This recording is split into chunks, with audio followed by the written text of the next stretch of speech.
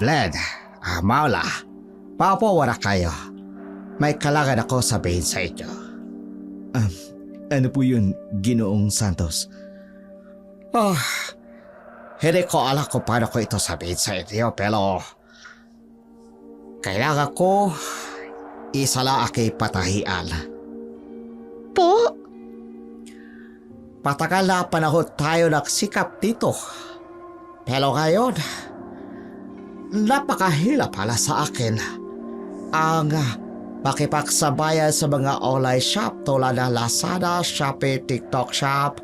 Lahat sila may mulang produkto galing China. Hindi na kaya aking kumpanya. Pero sir, paano na po? Ang mga kapatid ko, dito ko po inaasa ang kanilang pag-aaral. Tana Maura. Fred, Pasensya talaga ha. Subukan ko iwasan to pero naghanap ako palaan pero 5 taon na po ako rito, sir. Dito ko na din po natutunan ang lahat ng aking mga kasanayan. Maura, tingnan mo ko. Hindi pa ito ang katapusan. May plano ang Diyos para sa atin. Ang tao habang nabubuhay, ang lahat may pag-asa. Fred, tama si Blyla. Pwede ko kayo pabayaan. Bigyan ko kayo makada si palation pay. Magsusulat ako recommendations letter pala sa inyo. Maura, pwede tayong mag-apply sa ibang patahian o kaya pwede tayong mag-start ng sarili nating maliit na negosyo. salamat, Fred. Salamat din po, sir, sa 5 taong pagtitiwala. Ay hilap talaga. Kayo pa pinakamahusay aking empleyado rito. Hindi ito madali sa akin desisyon pero gusto ko malaman ninyo. Ako proud sa inyo. Sa inyo dedikasyon sa aking trabaho sa aking kumpanya. Naiintindihan po namin, sir. Hindi niyo po kasalanan na malugi po ang kumpanya ninyo. Paano katapusan na lahat tayo ha? Kakawin ko lahat para matulungan kayo makahanap ako opportunities. Salamat po. Pasensya na rin po kung naging emosyonal ako, sir. Normal lang yan. Kahit nga ako gusto ko iyak pero ayoko kasi lalaki ako. Di bagay sa akin iyak pero puso ko iyak talaga. Paano kasi pamilya na tuloy ko sa inyo? Halika na. Sasamahan kitang bumili ng tubig. Kailangan mong uminom. Habang palabasin ng Fred at Maura. Sana nga may makada plano ang Diyos pala sa kanila lahat. Sa sumunod na linggo, unti-unting nawalan ng sigla ang dating masayahing patahian, ang dating maingay na tunog ng mga makina, napalitan ng tahimik na pagliligpit at pag-iimpake.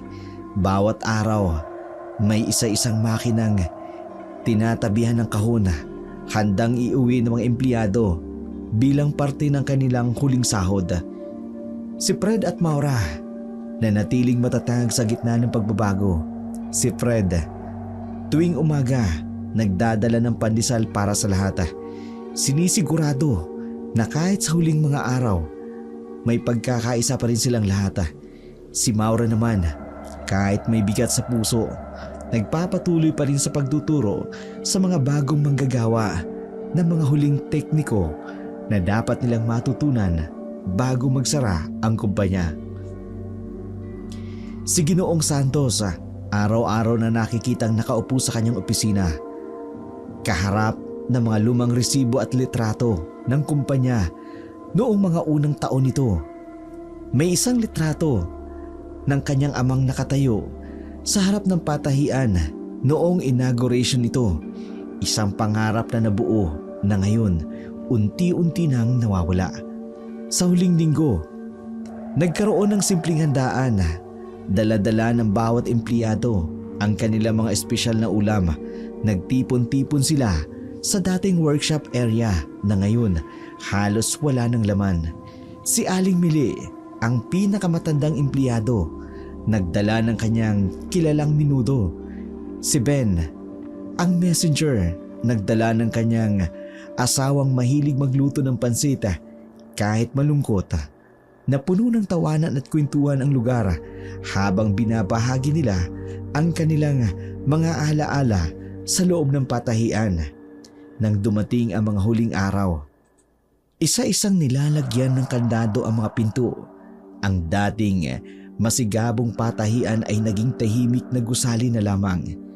Si Ginoong Santos huling lumabas, hawak ang susi at mga huling dokumento bago niya isinara ang main door. Tumingala siya sa lumang signage ng kumpanya, Santos Fashion and Tailoring Services, at huminga ng malalim. At unti-unti nang umalis sa kumpanyang matagal niya ring pinangasiwaan. Pagkatapos noon, sa isang simpleng kainan malapit sa dating patahian. Maura, 1 taon na rin akong naliligaw sa'yo. Oo nga eh. Ang tagal mo na rin nagtitiis. Hindi pagtitiis yun. Pero alam mo, nagkakaedad na rin tayo. Ha? Ano ka ba? 25 pa lang ako. Ikaw naman 28. Matanda na agad? Hindi ganun ang ibig ko sabihin. May direksyon na dapat ang buhay natin sa ganung edad. Gusto ko sanang mag-settle down na tayo. Maura, gusto kong magkapamilya na tayo. Fred, alam mong hindi ganun kadali yun. Ang mga kapatid ko. Hanggang kailan mo sila bubuhayin? Hanggang kailan ka magpapaalipin sa kanila? Hindi yun ganun. Hindi.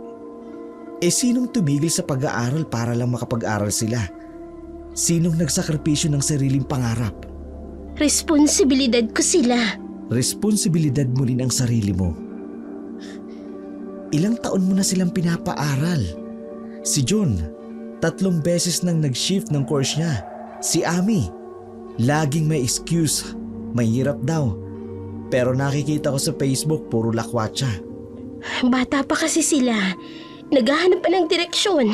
At ikaw, kailan mo hanapin ang sarili mong direksyon? Maura, seryoso ako sa'yo. Mahal kita. Gusto kong makasama ka sa buhay ko. Pero hindi ko kakayanin na makita kang nagsasakripisyo habang buhay para sa mga taong hindi man lang pinapahalagan ang sakripisyo mo. Alam mo ba, minsan nakikita kita sa opisina noon. Tinitingnan ang mga larawan ng mga kaklase mo sa college. Yung mga naging kaibigan mo bago ka tumigil.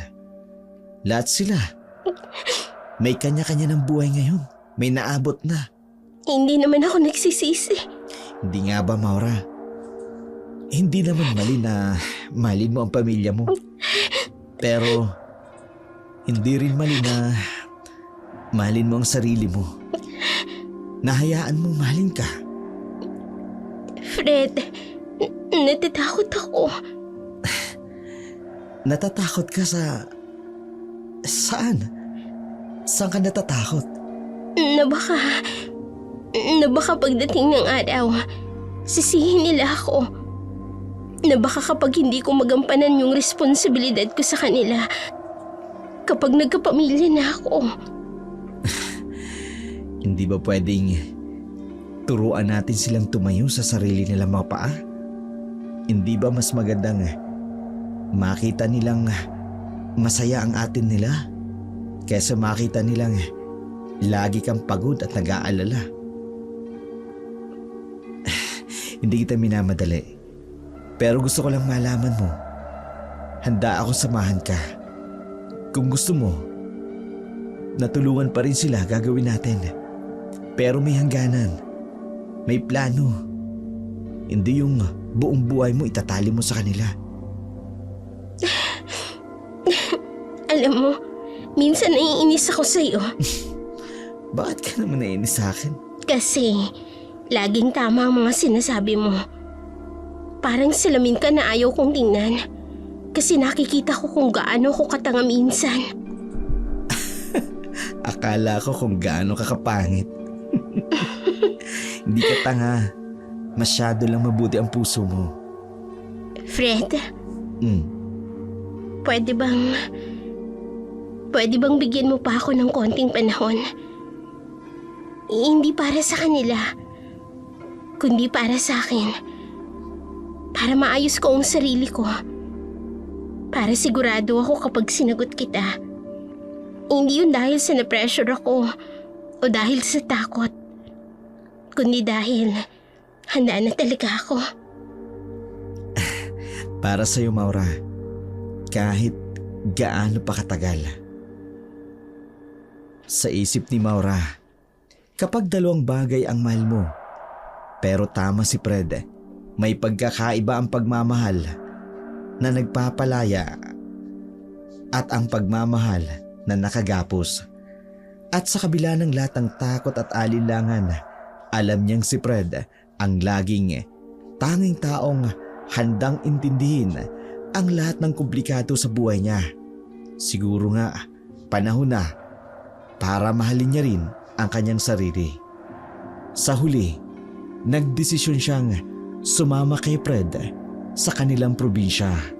Bagay na hindi naman nagustuhan ng kanyang magulang. Anak, pakiusap. Huwag kang umalis. Kailangan ka pa ng mga kapatid mo.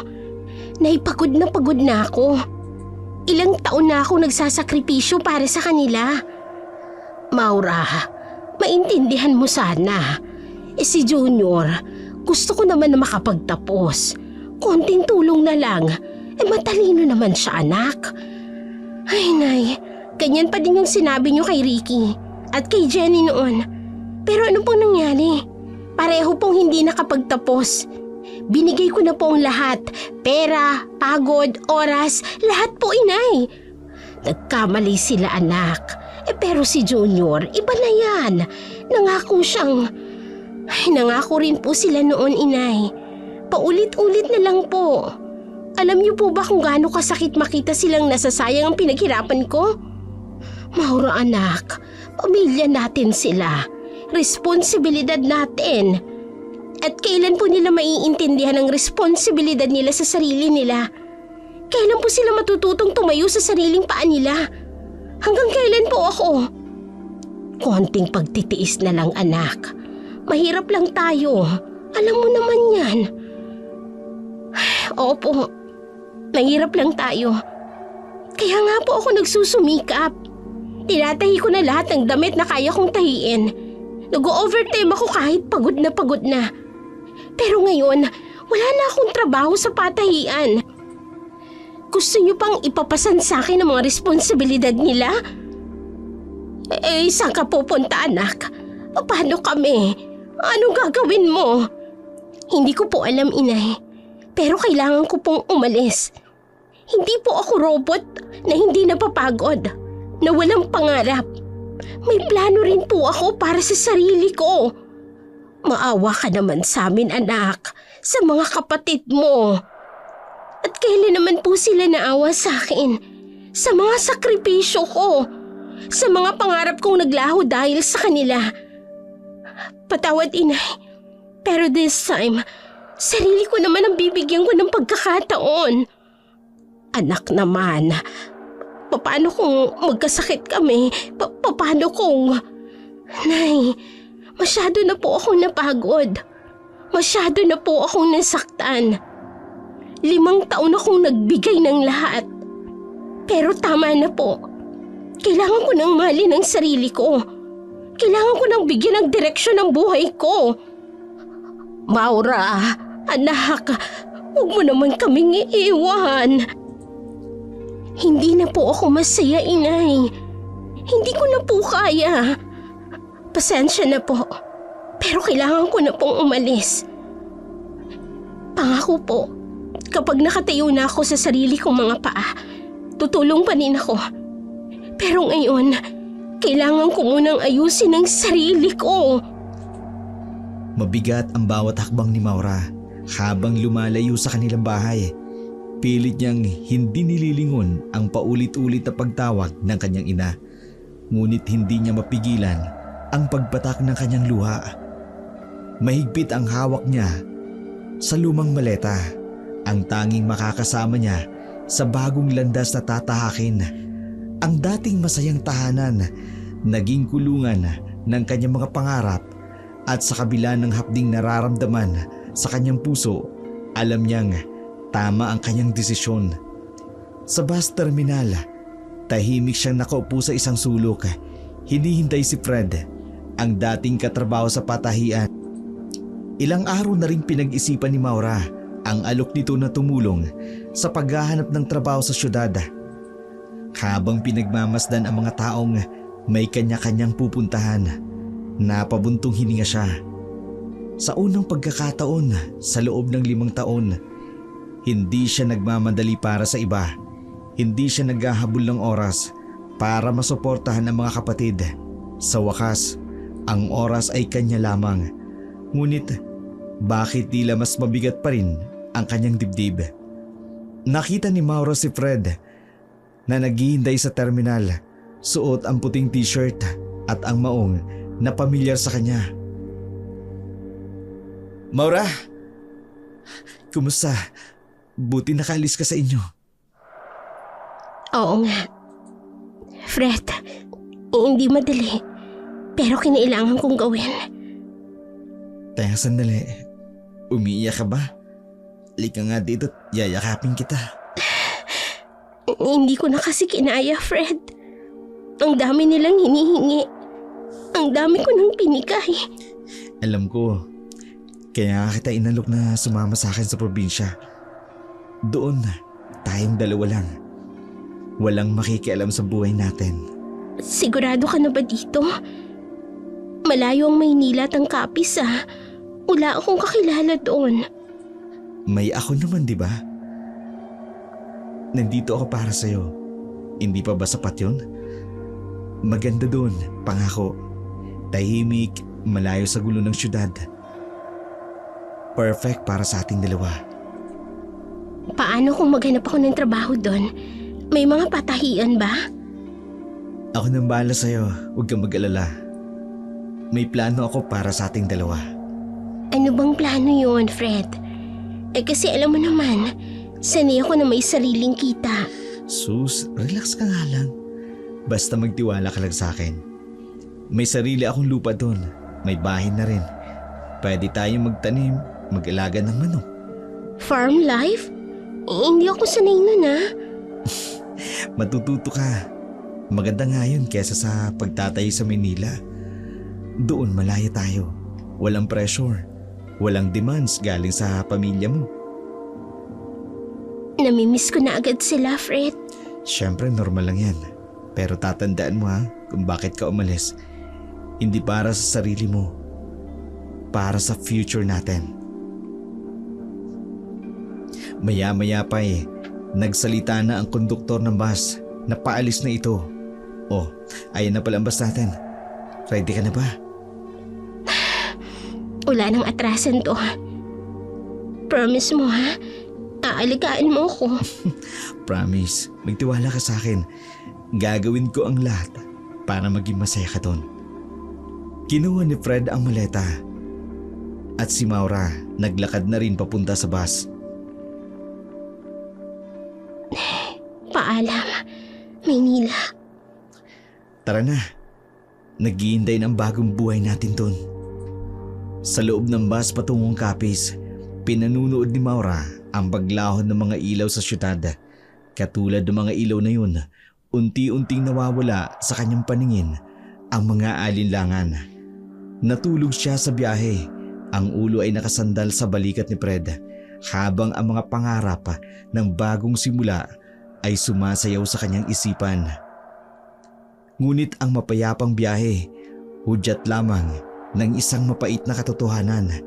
Nang marating nila ang liblib na lugar sa Capiz, doon lamang nagsimulang maramdaman ni Maura ang kakaibang kirot sa kanyang dibdib, ang dating pangakong paraiso, ay isang simpleng kubo sa gitna ng kawalan, malayo sa kapitbahay, malayo sa bayan, malayo sa lahat. Ang katahimikang dating kinaabangan ay bigla na lamang nakabibingi. Sa bawat araw na lumilipas, unti-unting nabubuo sa kanyang isipan ang kanyang pagtalikod sa pamilya, simula pa lang ng isang bagong kalbaryo. Isang kalbaryo na mas mahirap pang talikuran kesa sa nakaraan. Pagdating sa bahay ni Fred, isang matandang lalaking nakatayo sa balkonahe ang sumalubong sa kanila. Ito na ba yung sinasabi mong bisita, Fred? Oh, itay, si Mauro, girlfriend ko. Yung kinukwento ko po sa inyo. Taga Maynila. Opo, itay. Magandang umaga po. Ilang araw naman siya rito. Dito na po siya titira. Kasama ko. Ha? Bakit hindi mo man lang sinabi sa amin? Ikunento ko na po sa inyo dati, di ba? Iba ang bisita sa titira, Fred. May mga bagay tayong dapat pag-usapan. Fred, okay lang naman po kung... Tay, pagod na po kami sa biyahe. Pwede po ba mamaya na lang o bukas na lang tayo mag-usap? Fred, dalhin mo muna ang bisita mo sa kwarto. Sige ho. Tara na, Maura. Salamat po, itay. Fred, alalahanin mo ang mga bagay na pinag-usapan natin noon. May mga tradisyon tayo rito. Oo, hindi ko po nakalilimutan. Sa mga sumunod na oras, ramdam ni Maura ang kakaibang atmosfera sa bahay na yun. Ang mga bulong-bulungan sa kusina, ang mga nakamasid na mga mata tuwing dadaan siya, at ang biglang pagtigil ng usapan kapag papasok siya sa kwarto. Lahat ng ito'y nagbibigay sa kanya ng hindi maipaliwanag na pangamba. May mga ritual na ginagawa ang pamilya tuwing takip silim. Mga dasal na hindi niya maintindihan. Mga kandilang nakaayos sa kakaibang paraan. Minsan, naririnig niya ang mahinang pag-uusap ni Nagimo at iba pang miyembro ng pamilya sa gitna ng gabi. Ang mga salitang banyaga sa kanyang pandinig. Napansin din niya tuwing kabilugan ng buwan, may mga kakaibang seremonya silang ginagawa sa likod ng bahay. Mas lalong kumunot ang kanyang noo nang mapansing walang larawan ng santo, unang anumang banal na imahe sa bahay. Sa halip, mga maskara at estatwang nagkalat sa iba't ibang sulok. Hindi niya maiwasang hindi mapansin ang mga ito na tila nakatingin sa kanya kahit saan man siya pumunta. Maya-maya pa unti-unting nabubuo sa kanyang isipan ang desisyon niyang sumama kay Fred. Hindi lang simpleng pagtaka sa dating buhay. Ito ay pagpasok sa isang mundong hindi niya lubos maunawaan. Isang mundong may sariling mga lihim at dilim na hindi niya pa alam kung handa siyang harapin. Fred, bakit parang hindi ako welcome dito? May nagawa ba ako? Huwag kang mag-alala. Ganyan talaga sa una. Traditional lang yan sa pamilya namin. Biglang may maririnig ng mga kaluskos sa labas ng kwarto. Ano yan? Normal lamang yan dito. Maraming pusa sa probinsya. Isinantabi muna ni Maura ang kakaibang kilos ng pamilya ni Fred. Ganun talaga siguro kapag probinsya. Hindi agad nakikibagay sa mga bagong dating. Ipinagpahinga na lamang niya ang kanyang pagod na katawan habang si Fred kinakausap ang kanyang mga kamag-anak. Kinabukasan. Kain, Fred. Maura, kumain ka na rin. Ano po yung inilagay ninyo, itay? Pampagana lang. Tradisyon namin to tuwing may bagong bisita. Sa mga sumunod na araw, lalong lumalim ang misteryong bumabalot sa pamilya ni Fred. Tuwing hating gabi, naririnig ni Maura ang mga pag-usad ng mga yapak sa pasilyo. Mga pagkakataon na nagigising siya sa tunog ng mga kampana at pagkanta sa wikang hindi niya maintindihan. Isang gabi, habang pabalik siya galing sa banyo, nakita niya ang mga kamag-anak ni Fred nakapalibot sa isang bilog sa likod ng bahay. May sinusunog silang dahon at nagbubulong-bulungan ng mga salitang tila sinauna pang mga dasal. Sige mo, nasa gitna. May mga hawak na kakaibang kwintas, may mga buto at pakpak ng ibon. Sa kanyang kwarto, napansin ni Maura ang mga simbolo at markang inukit sa dingding. Mga disenyong nagbabago ng hugis kapag tinatamaan ng liwanag ng buwan. Minsan, pakiramdam niya may mga matang nakatingin sa kanya kahit mag-isa siya sa kwarto. Lalo siyang kinabahan nang mapansin tuwing kakain sila. Palaging may ritual si Gimo. Bago maghapunan, may mga salita siyang ibinubulong sa pagkainan. May mga araw na nakikita niyang naglalagay ito ng pulbos at iba't ibang kulay. Pula kapag bagong buwan, itim kapag kabilugan. Isang umaga, natagpuan ni Maura ang isang maliit na sako sa ilalim ng kanyang unan. Sa loob nito, may mga buto ng manok, mga tuyong dahon at isang peraso ng papel na may sulat na hindi niya mabasa. Nang tanungin niya si Fred tungkol dito, nakita niya ang pagkagulat sa mga mata nito bago ito mabilis na kumuha ng sako. Para sa proteksyon mo yan. Ang tanging paliwanag ni Fred, pero hindi niya mailis sa isipan ang tanong, proteksyon saan? Proteksyon kanino? Sa mga gabing mahimbing ang tulog ni Fred, maririnig ni Maura ang mga bulong ng pamilya. Hindi pa rin siya handa. Kailangan nating magmadali. Sa susunod ng kabilugan ng buwan. Lumipas na ang ilang araw. Dumating na ang panahon na nais masolo ni Fred ang babae. Sa loob ng kwarto, mahinang tumugtog ang radyo habang nanginginig ang kandila. Ang ganda mo. Sobrang swerte ko sa'yo. Fred, hindi ko alam kung tama ito. Tama to. Mahal kita at alam kong tama ang gagawin natin. Natatakot ako. Pero mahal kita, Fred. Huwag ka matakot. Akin ka lang. Akin ka lang dapat. Promise mo yan, ha? Na hindi mo ako iiwan. Hindi lang kita iiwan. Iingatan pa kita forever. Fred, dahan-dahan lang, ha? Daan-daan pero nakahawa ka na.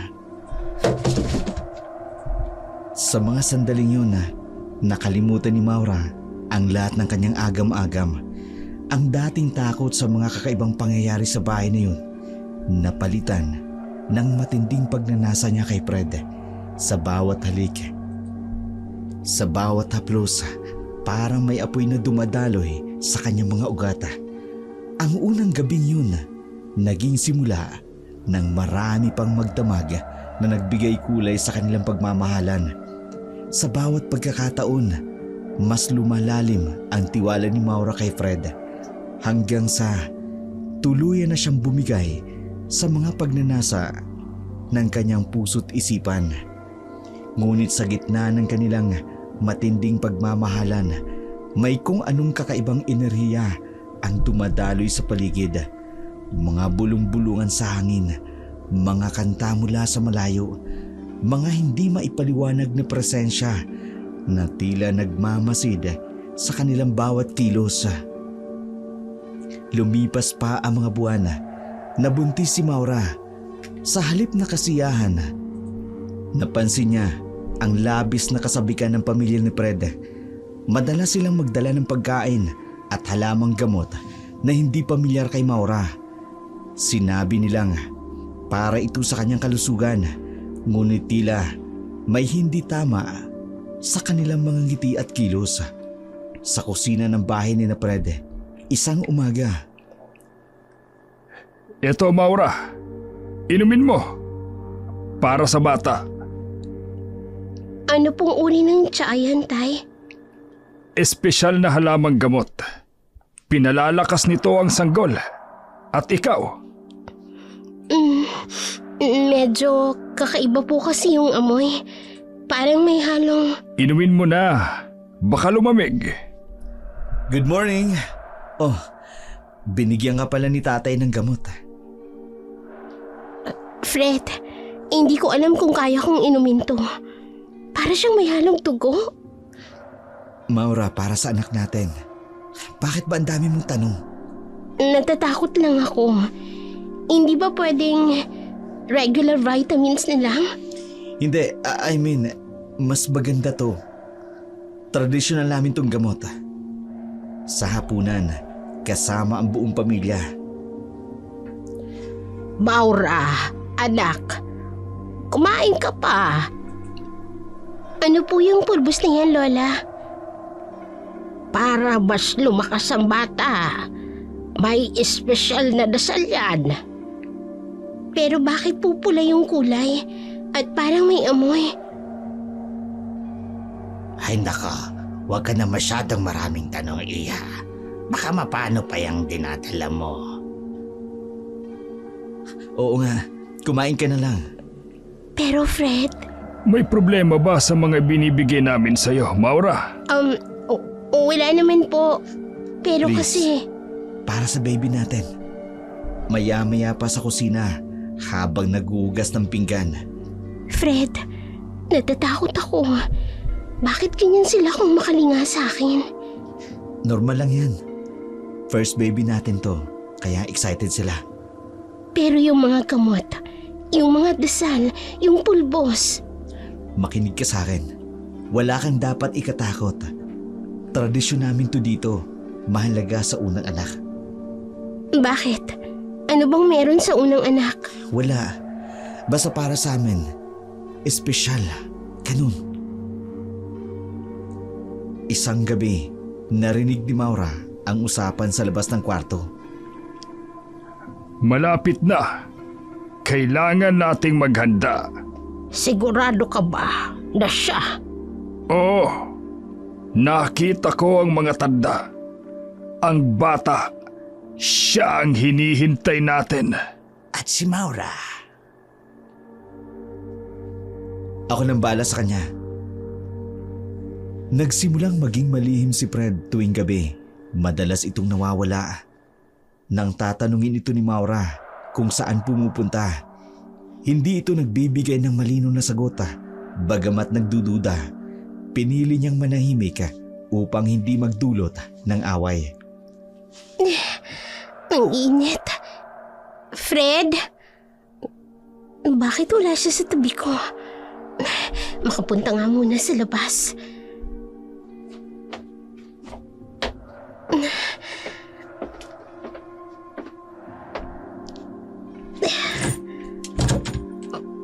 Ang dilim. Ang tahimik. Baka nasa kusina. Fred? Love? Ba't mo ko iniwan? Saan kaya siya nagpunta? Bakit siya umalis nang hindi man lang nagpapaalam? Masipat nga sa may bintana. Oh, ano? Bakit may mga ilaw sa labas? Hindi naman dapat... Maya-maya pa nakarinig siya ng mga awitan sa labas. Anong awit yun? Nakakapangilabot ang kanilang kinakanta. Ayoko na dito. Ayoko na. Fred! Nasaan ka ba? Sino yun? Fred? Ikaw ba yan? Bakit ka nasa labas, Maura? Itay, si Fred po. Inahanap ko siya. May importante siyang ginagawa. Ano pong ginagawa niya? Bakit hindi niya po sinabi sa akin? May naririnig pa rin siyang pagkanta mula sa malayo ng mga oras na yun. Hindi ako papasok hanggat hindi ko nakikita si Fred. Pumasok ka na sa loob. Huwag mong istorbohin ang seremonyang ginagawa namin. Pumasok ka na sa loob. Mahalaga ang ginagawa namin at hindi dapat. Wala nang nagawa si Maura, kundi sundin na lamang ang sinasabi ng kanyang biyanan. Pumasok na ito sa kanyang kwarto. At hindi na narinig pa ang mga awitan. Maya-maya pa'y biglang may lumabas na anino mula sa kadiliman. Fred, ikaw na ba yan? Bakit ka nagtatago sa akin? Fred, huwag mo naman akong takutin. Kung ikaw yan, magpakita ka na sa akin. Naging malihim si Fred ng mga araw na yun. Tuwing gabi, madalas itong nawawala. Nang tatanungin man ito ni Maura kung saan ito nagpunta, hindi ito nagbibigay ng malinaw na sagot. Bagamat may pagdududa, pinili niyang manahimik upang hindi na magdulot ng away. Sa loob ng kanilang kwarto, kinaumagahan. Saan ka ba nang galing kagabi? Naghintay ako. May inisikaso lang ako. Ganun na lang? Hindi mo man lang ako sasabihan? May mga bagay na hindi mo kailangan malaman, Maura. Anong hindi ko kailangang malaman?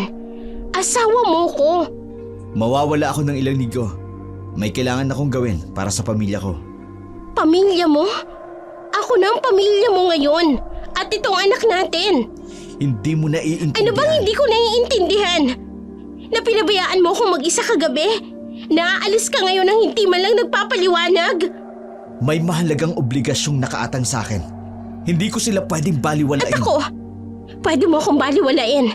Ikaw mismo ang nagkumbinsi sa akin na iwan ko ang pamilya ko. Sinabi mo na bumuo tayo ng sarili nating pamilya. Iba to, Maura. Iba? Paano naging iba? Ilang linggo na lang manganganak na ako, Fred. Baka manganak ako nang wala ka sa tabi ko. Kailangan kong gawin to. Para saan? Kanino? Bakit hindi mo sinasabi sa akin? Hindi ko kayang ipaliwanag. Fred, pakiusap. Huwag ka nang umalis. Natatakot ako dito mag-isa. Babalik ako bago ka manganak. Pasensya na. Tuluyan ang umalis si Fred. Iniwan si Maura na umiiyak at nanginginig sa takot. Sinungaling ka. Sinungaling ka. Tulad ng mga pangako mo. Dumating ang araw ng panganganak ni Maura, ngunit wala si Fred sa kanyang tabi. Kasabay ng malakas na paghulog at pagkidlat, walang ibang kasama si Maura ng mga oras na yun. Nang magsimulang sumakit ang kanyang tiyan, indikasyon na malapit na ito manganak. Sa kwarto, habang kumukulog at bumubuhos ang malakas na ulan.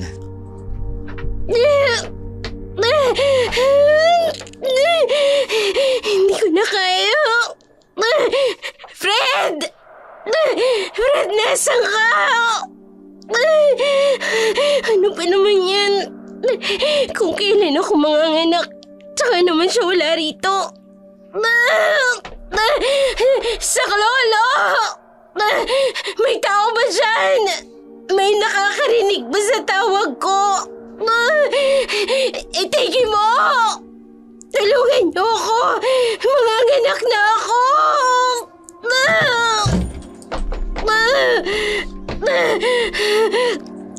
Dali! Pumasok ka na!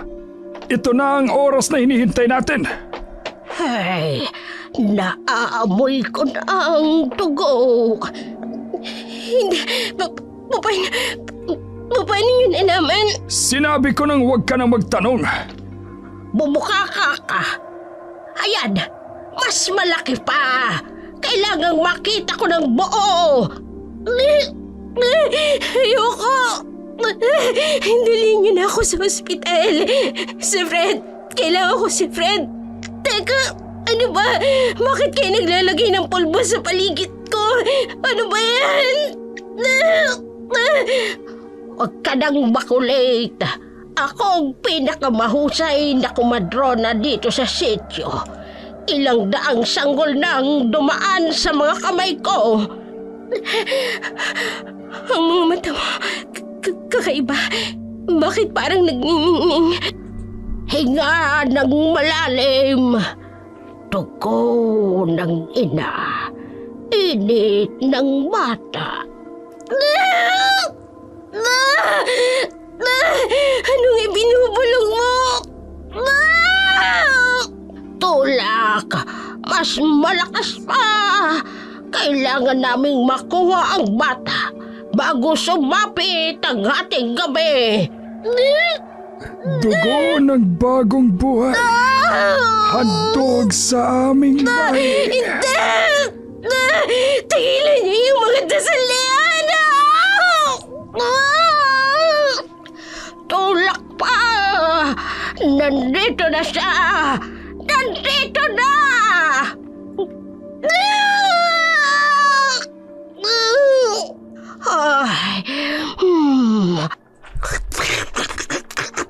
Ay, matamis!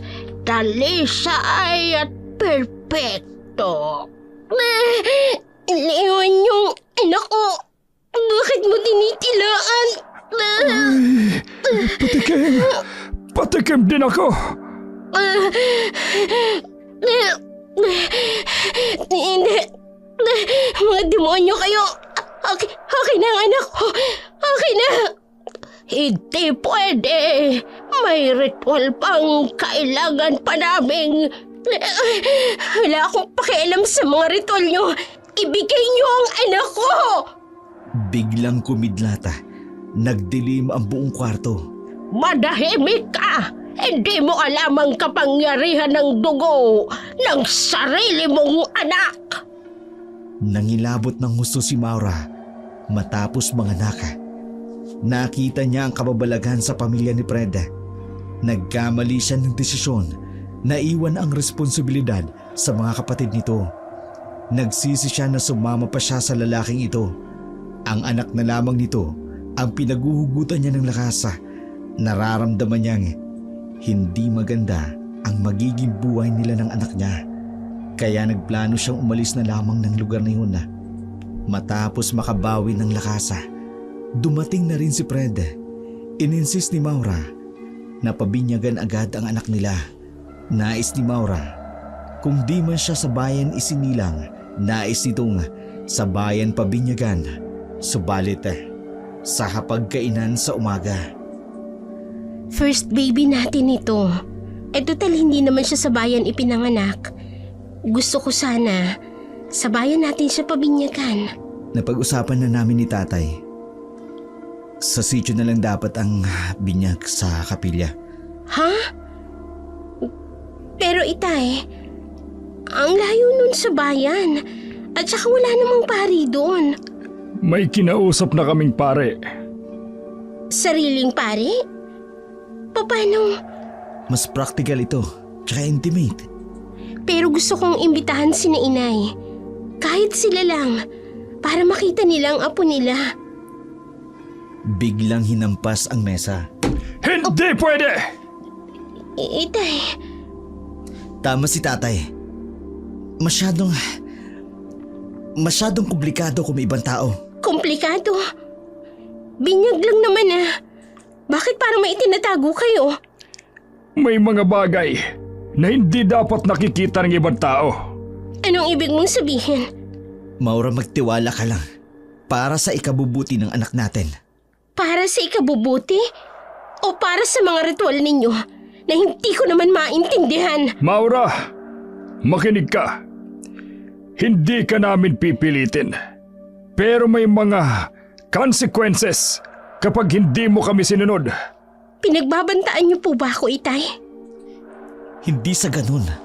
Pero please, Ang anak mo ay may dugo ng aming angkan. May obligasyon na dapat tuparin. Anong obligasyon? Fred, anong sinasabi ng tatay mo? Maura, sumunod ka na lang, okay? Bakit ganito? Bakit parang may kakaiba kayong balak sa anak ko? Anak natin, hindi lang ikaw ang may karapatan sa bata. Anong hindi lang? Anong hindi lang ako? Anong ibig niyo sabihin? Fred, ano bang nangyayari? Bakit ganito na lang umasta ang pamilya mo? Para bang inalisan ako ng karapatan sa anak ko? At sila na lang ang nagdidesisyon para sa anak ko. Ano na lang ako rito, Fred? Sumunod ka na lang para wala ng gulo. Pagkatapos ng nais nila, malaya nating masusolo si baby. Hindi na sila makikialam. Ako lang sa pamilya namin ang nagkaroon ng anak. Kaya lubang mahalaga sa kanila ang pagkakaroon natin ng anak. Hinayaan na lamang ni Maura ang desisyon ng pamilya ni Fred. Sa malayong sityo nito pabibinyagan ang kanyang anak. Pero hindi rin siya sumunod sa nais lamang ito na wag nang ipaalam sa kanyang ina ang paparating na binyagan. Mahalaga pa rin kay Maura ang magkaayos sila ng kanyang ina. Alam niyang ang pagkakaroon niya ng anak ang magiging daan ng pagkakaayos nila. Sa kanyang kwarto, hawak-hawak niya ang cellphone, nakangiti pero ang mga daliri ay nanginginig habang dinadial ang numero. Hello? Nay? Anak? Ikaw ba yan? Maura? Opo, inay. Patawad po. Shh! Tahan na, anak. Alam mo bang, mababaw lang naman ang galit ko. Sapat na sa akin na tumawag ka. Hindi ko po alam kung paano magsisimula. Ang tagal ko pong nawala. Kahit na hindi ka pa humihingi ng tawad, pinatawad na kita. Ano bang gusto mong sabihin, anak? Nay, may apo na po kayo. Ay, Diyos ko. Totoo. May apo na ako. Lalaki ba o babae? Lalaki po, inay. Ang gwapo niya po. Ay, kailan mo siya ipinanganak? Nasaan kayo? Bakit ngayon ka lang tumawag? Inay, pabibinyagan na po namin siya. Kaso, anong problema, anak? Sa malayo po kasi ang binyag. Sa isang sityo. Ay, walang problema yan. Walang malayo para sa akin. Lalo na't para sa iyo at sa apo ko. Talaga po, inay. Hindi po kayo galit. Anak naman, alam mo bang gabi-gabi akong nagdarasal para sa iyo na sana'y ligtas ka kung nasan ka man.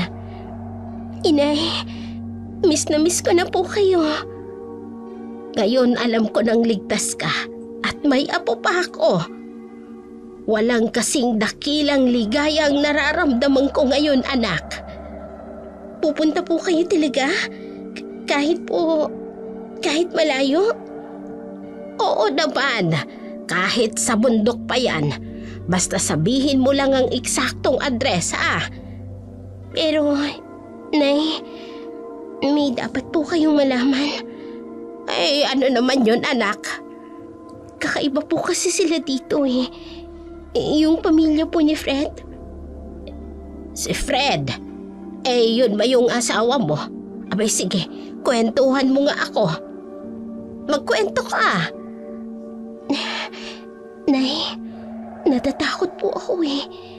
May mga ginagawa silang... Love, sino kausap mo? Inay, tatawag na lang po ako ulit, ha. Please po pumunta po kayo. Maura, anak, may problema ba? I love you po, inay. Mag-iingat po kayo. Nabuhayan ng pag-asa si Maura. Masayang masaya siya nang masabi nito sa ina ang tungkol sa kalagayan niya. Buo na sa isip nito na kapag dumating ang kanyang ina, sasama na siya at hindi siya magpapaiwan. Nais nitong masiguradong ligtas ang kalagayan ng kanyang anak. Sa araw ng binyag, magsisimula ang seremonya sa maliit na simbahan sa liblib na sitio. Ngunit kapansin-pansin ang mga kakaibang pangyayari. Ang pagpatay-sindi ng kandila, ang malakas na hangin, ang presensya ng baliw na nagwawala sa labas ng kapilya. Sa harap ng lumang kapilya, madilim, mahangin, sinusubukang sindihan ang mga kandila pero patay-sindi ito. Bakit ayaw magsindi ng mga kandila? Normal lang yan. Malakas lang talaga ang hangin dito. Tingnan niyo sila! Nakukulwa rin banal! Mga demonyo! Demonyo kayo lahat! Fred, natatakot ako. Ikaw! Ikaw babae! Nakikita ko ang kadiliman sa paligid mo! Napapaligiran ka ng kapul ng demonyo! Tago! Tago! Fred! Palisin mo yung baliw na yan! Ilabas mo ang sanggol! Ilabas mo siya! Bago pa mauli ang lahat! May mga mata sa dilim! May mga matang nagbabantay! Ikaw! Ikaw ang pinakamasama! Umalis ka dito! Sarili mong anak! Sarili mong dugo! Ibibigay mo sa kadiliman! Nakikita ko ang kasamaan sa iyong mga mata! Fred, anong ibig niyong sabihin? Huwag kang makinig sa baliw na yan. Magsitago kayo! Magsitago kayo! Pero hindi kayo makakatakas! Hindi! Dapa! Pagbilang kong 10, nakatago na kayo! Patay kayong lahat! Umalis ka! Ikaw ang binulo! Binulo ka na kasamaan! May hangganan din kayo! May hangganan din ang kasamaan ninyo! Fred, anong sinasabi niya? Bakit niya alam? Maura, please, huwag kang maniniwala sa kanya. 10 Siyam! Magtago na kayo! 8 Dumarating na sila! 7! Nasaan na ba si Inay? Bakit wala pa siya? Hindi na yung darating. 6 5 Naririnig niyo ba sila? 4 Papalapit na sila! 3 Pumasok na tayo sa loob. Paparating ng pare. 2 Walang paring darating! Walang paring darating! Kundi, pari ng kadiliman! Fred, parang may mali. Parang may mali sa lahat ng ito. 1! Handa na ba kayong lahat? Sa loob ng kapilya, may lumabas na malakas na hangin.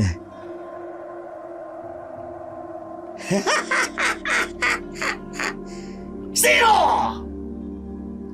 Nasaan na kayo? Andito na sila! Andito na sila! Fred, ayoko na rito. Umuwi na tayo. Ikaw naman may kagustuhan na binyagan siya, di ba? Tingnan mo sila! Tingnan mo ang mga mata nila! Mapupula ang mga mata sa dilim! Biglang namatay ang lahat ng kandila. Ang anak ko! Nasaan ang anak ko? Dito lang siya. Ligtas siya rito. Babae! Tingnan mo. Tingnan mo mabuti ang hawak mo. Tingnan mo mabuti! Napatingin si Maura sa anak niya. Napansin ang kakaibang kulay ng mga mata nito. Anak, bakit ganyan ang mga mata mo? Kailangan huwag na nating ituloy. Simula na! Simula na ang gera!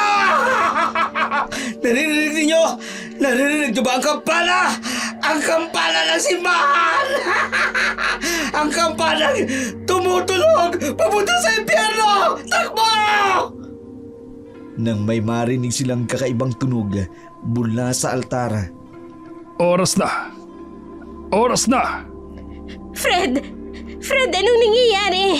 Nasaan ang tunay na pare? pasensya na. Pero ito ang aming paraan. Tingnan mo sila. Tingnan mong mabuti. Ang mga mata at ang mga kamay. Hindi sila tao. Unti-unting nagbago ang anyo ni Gimo. Diyos ko! Ano kayo? Maura, kailangan namin gawin ito para sa aming lahi. 3 beses na ako nakatakas. 3 beses na.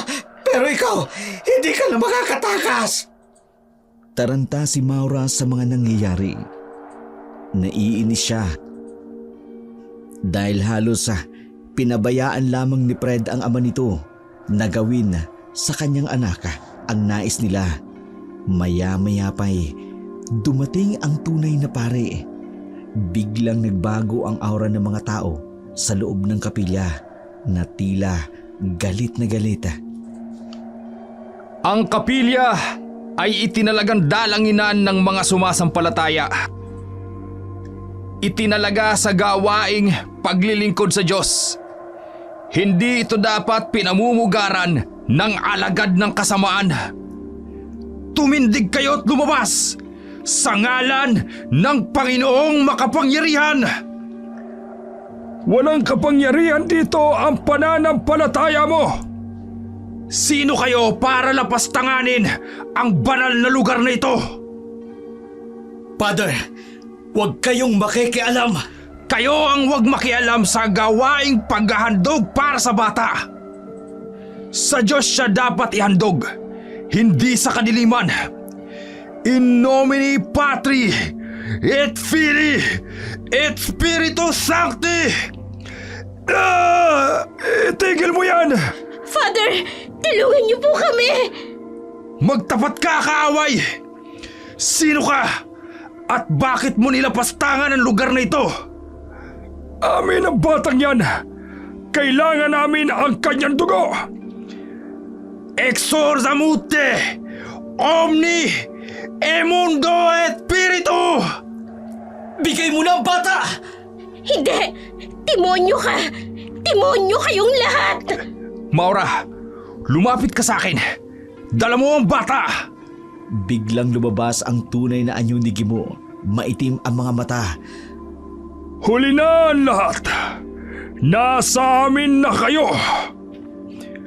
Omni Satanica Potestas!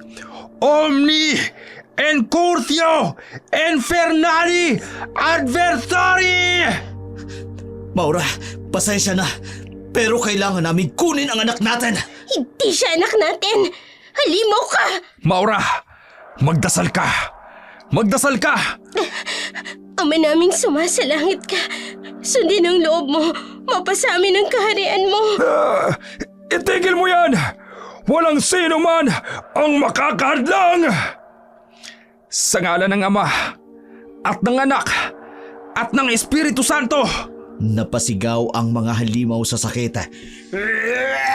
Hindi mo kami mapipigilan! Amin ang batang yan! Ama namin, sumasalangit ka. Lumabas kayo! Iwan niyo ang lugar na ito! In nomine Patri! Ngayon na! Nagkagulo ang lahat. Biglang tumakbo ang mga kamag-anak ni Fred papalapit sa altar. Hindi! Itiwan niyo ang anak ko! Akin ang bata! Ama, ingatan niyo ang anak ko! Ang anak ko! Ang anak ko! Ibalik niyo ang anak ko! Father, tulungan mo ang anak ko! Ang tagal naming hinintay to. Ilang salinlahi, ilang taon. Ibalik ang bata! Huminto kayo! Nagsimulang magbago ang anyo ng mga kamag-anak ni Fred. Sa wakas, bagong dugo para sa aming lahi. Mawawala na ang sumpa! Mawawala na! Ano kayo? Anong ginawa niyo sa pamilya ko? Kailangan mong maintindihan. Maintindihan? Na ginamit mo lang ako? Alam mo ba kung bakit ka pinili ng anak ko? Alam mo ba kung bakit ikaw? Deo ina orterium meum! Dalisay ang dugo mo! Kailangan namin ng dalisay na dugo para magpatuloy ang aming salinlahi! Maura, kaya kita minahal dahil alam kong ikaw ang makapagbibigay ng susunod naming salinlahi. Kayo ang sinasabi ng baliw. Mga demonyo kayo! Hindi kami demonyo. Mas matanda pa kami sa mga demonyo! Ang dugo ng iyong anak ang magsasauli ng aming kapangyarihan! Itigil niyo to! Sa ngalan ng Panginoon! Maura, pasensya na. Pero ito ang aking tungkulin. Ang aming tradisyon. Balik mo ang anak ko! Huli na! Simulan na ang ritual! Ilabas ang pari! Kung manlalaban, patayin! Hindi! Mga demonyong naririto! Sumpain ng Diyos ang inyong mga kaluluwa sa impyerno! Umalis ka rito! Kung ayaw mong isama ka namin sa ritual, mag-isa ka lang, kaya wala kang magagawa para kalabanin kami! Nilapastangan niyo ang kapilya! Hindi nyo ito kapilya! Ito ang santuaryo ng mga aswang! Yeah! Natakot ang pare. Dahil mag-isa lamang siya sa pugad ng mga aswang, maraming mga aswang ang pumaligid sa kanya. Hindi man siya nito sinasaktan, sadyang tinatakot lang para umalis ito, para matuloy ang mga aswang sa kanilang ritual na gagawin para sa sanggol na anak ni Maura. Naging malinaw na kay Maura ang tunay na pagkatao ng kanyang sinamahang lalaki at pinag-alayan ng kanyang buhay. Matapos makaalis ng pare, dahil sa pakiusap ni Maura na wag nang gawin ang anumang masamang balak nila sa anak nila, dito sinabi ni Fred ang tunay nilang pagkatao. Maura, sana'y maintindihan mo. Naghihingalo na ang aming lahi. Ano? Anong sinasabi mo? Kami ang pinakalumang angkan ng mga aswang sa lugar nito. Pero humihina na ang aming dugo. Kaya mo ako minahal? Para lang magkaanak? Hindi mo ba naiisip kung bakit ikaw? Sa lahat ng mga babae sa Maynila, ikaw ang pinili ko. Dalisay ang iyong dugo. Walang bahid. Walang dungis. Kaya niyo ako dinala dito sa sitio. Kaya ayaw niyong pumunta ang pamilya ko sa binyag. Dahil kailangan namin ng bagong dugo. Ang anak natin, siya ang magiging pinakamalakas sa aming lahi. Kinamit mo lang ako. Kinamit mo lang ang pagmamahal ko. Hindi mo ko totoong minahal. Pati na ang anak natin. Hindi mo ba nakikita? Espesyal ka. Ikaw ang pinili ng kapalaran.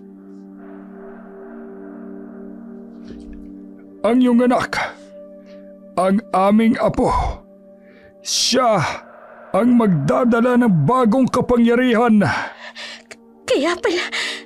Kaya pala ayaw niyong pumunta kami ng ospital. Yung mga halamang gamot, yung mga ritual. Para lumakas siya. Para maging handa ang kanyang tuo. At ngayon, anong gagawin niyo sa anak ko? Anak namin, hindi lang ikaw ang may karapatan sa kanya. Maura, sana intindihin mo na lang Ginagawa ko ito dahil mahal kita. Mahal? Tinawag mong pagmamahal ang panlilinlang mo? Para sa aming lahi. Para sa aming kaligtasan. Ibalik mo na ang anak ko. Kayong mga alimaw kayo. Amoy na amoy namin ang kalinisan ng iyong dugo. Lahat ng yun, lahat ng mga salitang mahal kita, kasinungalingan yon. Hindi. Hindi, Maura. Minahal din kita. Pero mas matibang ang tungkulin ko sa aming lahi. Alam mo ba, nanganganib kaming mawala. 3 salilahi na kaming walang bagong dugo. Kaya nga kita pinili. Ikaw ang sagot sa dasal ng aming mga kasamang aswang.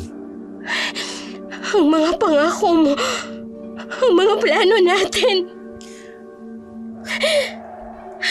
Maura, may mas malaking plano. Ang anak natin, siya ang magliligtas sa aming lahi. Tingnan mo. Tingnan mong mabuti ang anak mo. Nakikita mo ba ang marka? Ipinakita ang bata. May kakaibang tanda sa kanyang dibdib. Hindi. Wala siyang ganyang tanda kanina. Lumalabas na ang tunay niyang pagkatao. Ang tunay niyang lahi. Hindi siya katulad ninyo. Hindi siya magiging halimaw, Fred. Hindi mo mapipigilan. Nasa dugo niya. Nasa dugo natin. Wala akong dugo ng halimaw. Pero ngayong nagkaanak ka ng isa sa amin, bahagi ka na ng aming angkan. Biglang tumulo ang dugo sa mata ni Fred. At hindi ka makakatakas. Hindi ka makababalik sa dating buhay mo. Hindi pinaniwalaan ni Maura ang mga sinabi ni Fred. Malakas pa rin ang kanyang loob na darating ang kanyang ina. Kung hindi man dumating mag-isa, ang kanyang ina, mag-isa siyang tatakas para makuha ang loob. Sinakyan niya lamang ang lahat ng mga sinasabi ni Fred at ng ama nito. Kaya dinala siya sa mas liblib na lugar at kapansin-pansin ang mga structure. Ganon din ang ukit na nakalagay sa dingding. Isang bagay o isang bahay na bato, doon siya dinala. Sa kabila ng lahat ng natuklasan, pilit na pinananatili ni Maura ang tatag ng kanyang kalooban sa bawat pagkakataon na nakikita niya ang tunay na anyo ni Fred. Sa tuwing maririnig niya ang mga kakaibang dasal ng mga kamag-anak nito, pilit niyang iniisip ang mukha ng kanyang ina. Darating si inay, yun ang bulong niya sa kanyang sarili tuwing gabi. Hindi niya ako pababayaan. Natutunan niyang paglaruan ang mga salita. Kunwari, naiintindihan at tinatanggap ang lahat. Sa tuwing magkakwento si Fred tungkol sa kanilang lahi, tungkol sa mga ritual na dapat nilang gawin, tumatango siya at nagpapanggap na interesado. Napansin niyang mas maluwag ang kanilang pagbabantay sa kanya nang makita nilang natanggap niya na ang katotohanan. Dinala siya sa isang mas liblib na lugar kung saan nakatayo ang isang malaking bahay na bato na tila nangingilid sa gilid ng bangin. Bawat hakbang niya sa loob ng bahay, may kakaibang tunog na para bang bulong na nanggagaling sa mga dingding. Sa bawat sulok, may mga ukit na simbolo, mga tanda na hindi niya maintindihan. Pero ramdam niya na may kahulugan ang bawat tanda noon. May mga maskara sa dingding, mga mata na mga tila sumusunod sa kanyang bawat kilos. Ang pinakakakaiba sa silid, sa ilalim ng bahay, may altar na gawa sa batong itim at sa paligid nito ay mga kandilang may kulay pulang wax. Sa dingding, nakaukit ang kasaysayan ng kanilang angkan, mga larawang nagpapakita ng kanilang transformation, ng kanilang mga ritual, ng kanilang mga tagumpay. Mga isang bahagi ng dingding na tila hindi pa tapos, isang blankong espasyo na para bang naghihintay na mapunuan. Sa gabi, naririnig ang mga alingaw-ngaw ng mga dasal, ang mga salitang hindi niya maintindihan pero ramdam niya na may malaking kahulugan. Minsan, nakikita niya si Gimo na nakatayo sa harap ng altar. May hawak na lumang aklata na ang mga pahina ay tila gawa sa balata.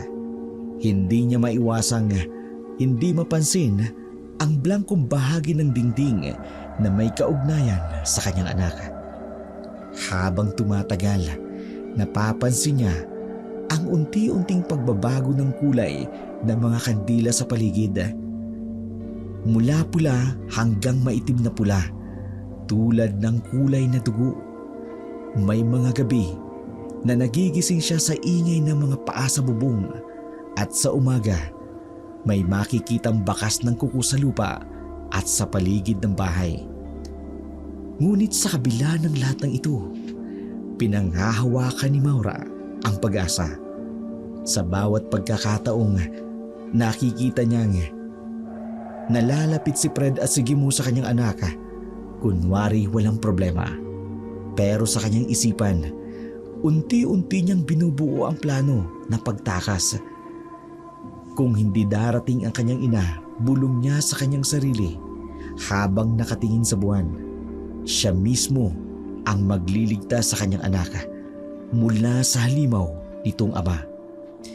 Bawat gabi, habang nakikinig sa mga kwento ni Fred tungkol sa kanilang dakilang lahi, tahimik siyang nagdarasal. Hindi para sa sarili niyang kaligtasan, kundi para sa kaligtasan ng kanyang anak mula sa kadilimang naghihinday na lumamon sa kanyang munting kaluluwa. Isang umaga, mahina ang mga aswang. Nagdarasal ang mga ito at hindi makalabas sa kanilang luga.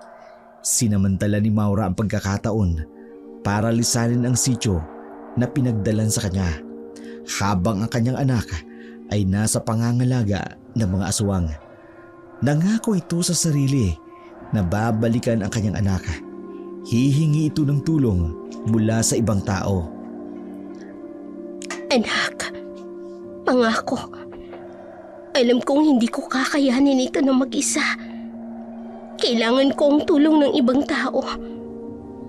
Kung natakot man yung pare, dahil nag-iisa siyang sumugod dito. Pero naniniwala ako, may iba na maaaring makatulong sa akin. Babalikan kita, anak. Babalikan kita. Nagmamadaling umalis si Maura sa sityo ng mga aswang. Hindi naman napansin ng pamilya ni Fred ang kanyang pag-alis.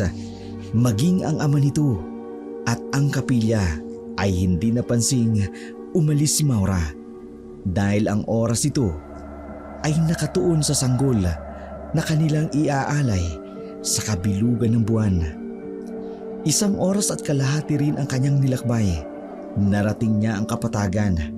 Doon, nakatagpo niya ang isang lingkod ng Diyos na nangangaral ng Biblia. Narinig ni Maura mula sa sinasabi ng pastor.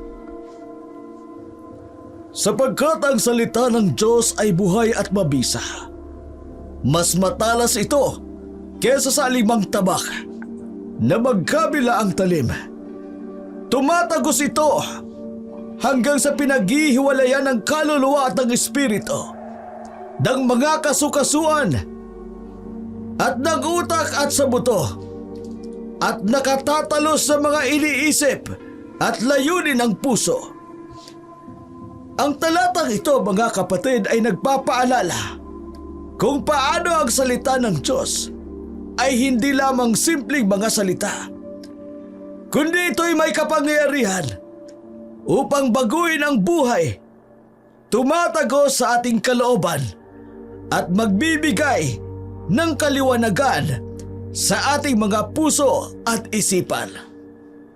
Pastor Roberto, kayo po ang kailangan ko na makakatulong sa akin. Oh, bakit ka nandito? Tulungan niyo po kami. Ang anak ko, ang pamilya ng asawa ko. Anong nangyari? Bakit ka nanginginig? Hindi po sila tao. Mga aswang sila. Kinuha nila ang anak ko. Kalma ka lang. Umupo ka. Dito ka, upo. Sige. Kwentuhan mo ako. Ginamit lang po nila ako para magkaanak. Para magkaroon sila ng bagong tugo. Kailan mo ito nalaman? Sa binyag po dapat ng anak ko. Pero nagpakita sila ng tunay nilang anyo. Si Fred, ang asawa ko, hindi siya tao. Nasaan sila ngayon? Nasa isang liblib na bahay na bato. Sa tabi ng kuweba sa sityo. May mga tanda ka ba sa bata? May mga kakaibang marka? Ganon? Sa dibdib po niya, may lumabas na marka. Pero ayoko pong maging katulad nila ang anak ko. Kailangan nating kumilos kaagad. Pero bago pa nila kayo mahanap, kailangan makagawa na tayo ng paraan. Ano pong gagawin natin? Una, kailangang maprotektahan ang bata. May mga dasal tayo dito. May narinig na mga kaluskos sa labas ng simbahan. Maya-maya pa'y dumating ang ina ni Maura sa simbahan. Anak! Ay, salamat at buhay ka! Nay! Nay, patawad po. Dapat po nakinig ako sa inyo. Shh! Tapos na yun. Nandito na ako. Pabutit nakarating ang iyong ina. Inay, kinuha nila ang anak ko. Ginamit lang nila ako. Mga halimbawa, alam kong may mali sa pamilyang yon. Nung una pa lang na pumunta ako sa binyag, hindi na ako pinapasok. Kailangan nating kumilos ngayon. Maaring hinahanap ka na nila. Hindi ka nagkamali ng nilapitan. May kaloob ako mula sa Diyos na magpalayas ng demonyo. Pero uunahan na kita. Ang bisa nito ay nakabase sa taong may lakas na pananampalataya. Kung wala kang pananalig sa Diyos, hindi ito tatalab. Sapagkat nais ng Diyos ang bawat taong lalapit sa Kanya. Buong pusong magtitiwala sa Kanya. Pero kahit ganun, kahit may kakayan ako ng ganun, kinakailangan pa rin nating isuplong sa mga kinauukulan ang lahat na siyang lalong higit na makatutulong sa atin. Sa National Bureau of Investigation, NBI, Anti-Trafficking Division sila dumulog.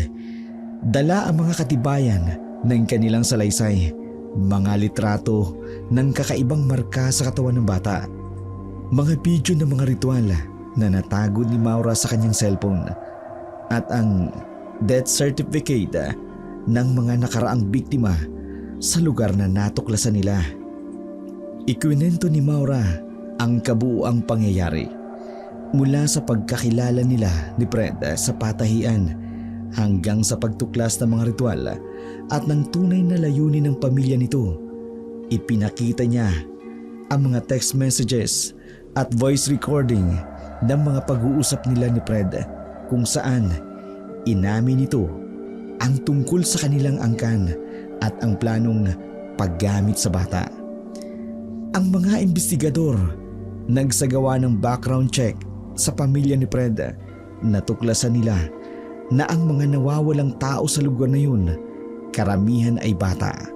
Hindi na natagpuan May mga ulat din ng mga kakaibang pangyayari sa sityo, mga ritual killings at mga sacrificial offerings na hindi nalutas ng mga lokal na otoridad. Iprenesenta ng NBI ang kaso bilang human trafficking in child endangerment. Binigyan din nila ang psychological manipulation na ginawa kay Maura, kung paano siya nilinlang gamit ang pag-ibig upang makuha ang bata. Ang mga ritual at attempt sacrifice sa bata ay idinagdag pa sa mga ebidensya. Kinailangan din nilang humingi ng tulong sa Philippine National Police at sa Department of Social Welfare and Development o DSWD para sa karagdagang proteksyon ng bata.